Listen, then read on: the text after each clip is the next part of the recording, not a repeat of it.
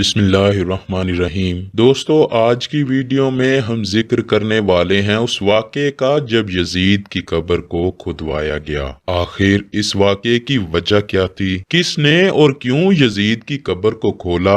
یہ واقعہ یزید کی وفات کے کتنے سال بعد پیش آیا؟ دوستو، یزید نے اپنی زندگی میں ہی اپنے بیٹے معاویہ کو اپنا جانشین مقرر کر دیا تھا۔ یزید کے 12 بیٹے اور 5 بیٹیاں تھیں، لیکن اس کو اپنے بیٹے معاویہ سے بے انتہا پیار تھا۔ اس کی تعلیم و تربیت بھی شہزادوں کی طرح کی گئی۔ یزید چاہتا تھا کہ اس کا یہ بیٹا اس کا حقیقی جانشین بنے۔ یزید نے حکومت سنبھالتے ہی اپنے 2 بیٹوں خالد اور معاویہ کو اس وقت کے بہترین استاد عمر المقصوص کے مکتب میں 3 سال کے لیے بھیج دیا۔ شیخ عمر المقصوص بھی جانتے تھے کہ یزید کا جانشین معاویہ ہے، اسی لیے انہوں نے اس کی تربیت پر خوب محنت کی۔ 61 ہجری میں جب واقعہ کربلا پیش آیا تو شیخ المقصوص کو بہت تکلیف پہنچی۔ چونکہ آپ کا دل محبت اہل بیت سے تڑپتا تھا، اسی لیے آپ نے یزید کے ان دونوں بیٹوں کو عظمت اہل بیت سے خوب روشناس کروایا۔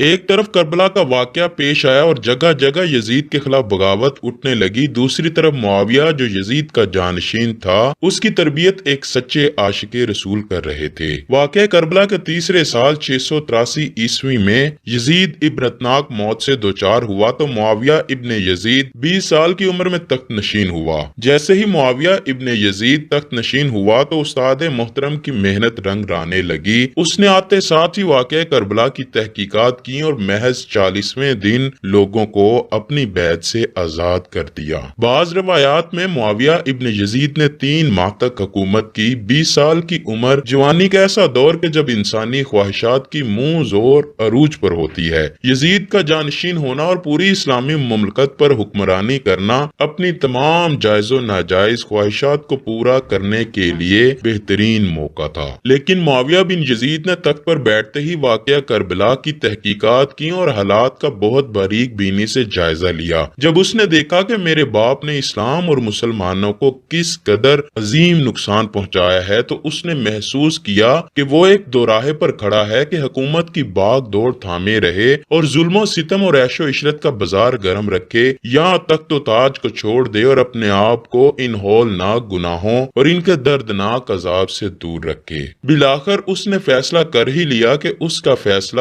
ان سچی تعلیمات اور اس ایمان کے طفیل ہی ممکن ہوا جو اس کے رگ و روپ میں شامل ہو چکا تھا۔ اس نے ایک عزم راسخ کے ساتھ حکومت کے عہدیداروں اور عوام کو مسجد میں جمع کیا اور پھر خود منبر پر جا بیٹھا۔ اس نے اپنی تقریر میں سب سے پہلے خدا کی حمد اور اس کے بعد رسول اللہ صلی اللہ علیہ وآلہ وسلم پر درود بھیجا، اور پھر وہ یوں کہنے لگا کہ میرے باپ یزید کو جب حکومت ملی تو وہ اپنے اعمال اور بد کرداری کی وجہ سے ہرگز اس کا اہل نہیں تھا، لیکن وہ بھی اس پر قابض رہا اور اس کا نفس اس سے بدترین کاموں کی ترغیب دیتا رہا۔ وہ اپنے برے کاموں پر بھی فخر کرتا تھا اور اس نے خدا کی بتائی ہوئی حدود سے تجاوز کیا۔ رسول اللہ صلی اللہ علیہ وآلہ وسلم کی اولاد پر اس نے بدترین مظالم ڈھائے، لیکن اس کی حکومت کی مدت بہت ہی تھوڑی تھی اور بہت جلد اس کی شرمناک زندگی کا خاتمہ ہو گیا، اور آج وہ اپنے اعمال کے حساب کتاب میں الجھا ہوا ہوگا۔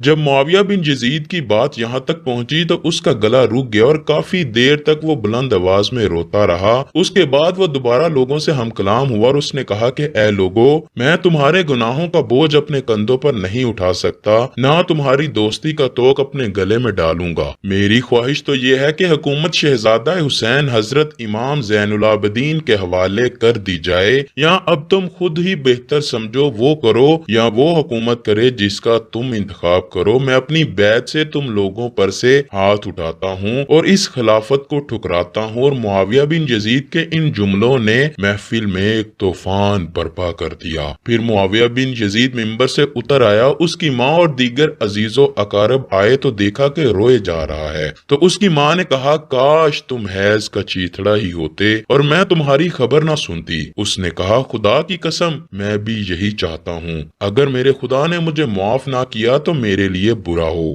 اس کے بعد بنو امیہ نے اموی شہزادے مروان بن حکم کے ہاتھ پر بیعت کر لی اور اسے تخت پر بٹھا دیا۔ مروان نے اپنا دارالحکومت مستقل طور پر دمشق منتقل کر دیا۔ بنو امیہ نے شیخ عمر المقصوص کو زندہ درگور کر دیا کہ تم نے ایسی تربیت کیوں کی کہ معاویہ بن یزید نے بڑے دربار میں بنو امیہ کو رسوا کر دیا۔ اس کے چند دن بعد ہی معاویہ بن یزید کو زہر دے دیا گیا۔ 684 عیسوی سے 685 تک مروان بن حکم نے حکومت کی۔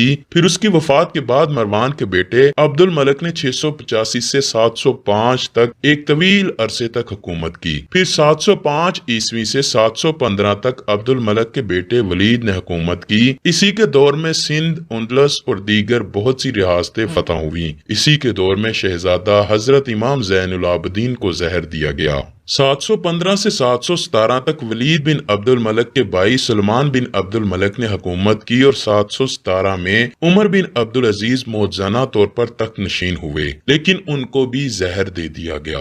720 سے 724 تک ولید بن عبد الملک اور سلیمان بن عبد الملک کے بھائی یزید بن عبد الملک نے حکومت کی باغ دوڑ سنبھالے رکھی۔ اس کے بعد ہشام بن عبد الملک، ولید بن یزید، یزید بن ولید، ابراہیم بن ولید اور مروان بن محمد نے بالترتیب حکومت کی اور 750 عیسوی میں بنو امیہ کی حکومت کا تختہ بنو عباس نے الٹ دیا۔ بنو امیہ کا آخری حکمران مروان ثانی ایک انتہائی سست اور ڈرپوک حکمران تھا جس نے ابو مسلم خراسانی کے ہاتھوں شکست کھائی اور یوں بنو عباس کی حکمرانی شروع ہوئی۔ تاریخی کتابوں میں درج ہے کہ ابو مسلم خراسانی نے بنو عباس کے ابو جعفر المنصور اور ان کے بھائی ابو العباس الصفا کو حکمرانی سونپ دی۔ اس طرح بنو عباس کے پہلے حکمران ابو العباس نے آتے ہی بنو امیہ کا نام و نشان مٹانے کی قسم کھائی۔ بہت سے لوگوں کو قتل کر دیا گیا اور کربلا کے واقعے میں ملوث تمام کرداروں کی قبریں تک کھود دی گئیں۔ اسی طرح بنو عباس کے حکمران ابو العباس الصفاح نے یزید کی قبر کو بھی کھدوایا اور یہ کام اس نے اپنی نگرانی میں کروایا۔ وہ چاہتا تھا کہ یزید کو قبر سے نکالے اور اس کی لاش کو سولی پر لٹکائے۔ چنانچہ یزید کی وفات کے 65 سال بعد اس کی قبر کو اس وقت کے حکمران ابو جعفر اور ابو العباس کی نگرانی میں کھدوایا گیا۔ لیکن جب قبر کو کھولا گیا تو سب یہ دیکھ کر حیران رہ گئے کہ اس میں لکڑیوں کی راکھ، بدصورت کتے اور ایک اژدہے کے سوا کچھ نہ تھا۔ اللہ اکبر۔ اللہ پاک سے دعا ہے کہ وہ ہمیں گناہوں سے بچنے اور نیک عمال کرنے کی توفیق عطا فرمائے۔ ہم نبی پاک صلی اللہ علیہ وآلہ وسلم اور ان کی آل پاک سے سچی محبت کریں، اور اے اللہ پاک ہمارا حشر بروز قیامت ہمارے پیارے نبی حضرت محمد صلی اللہ علیہ وآلہ وسلم اور ان کی پاک آل کے ساتھ کرنا۔ ہم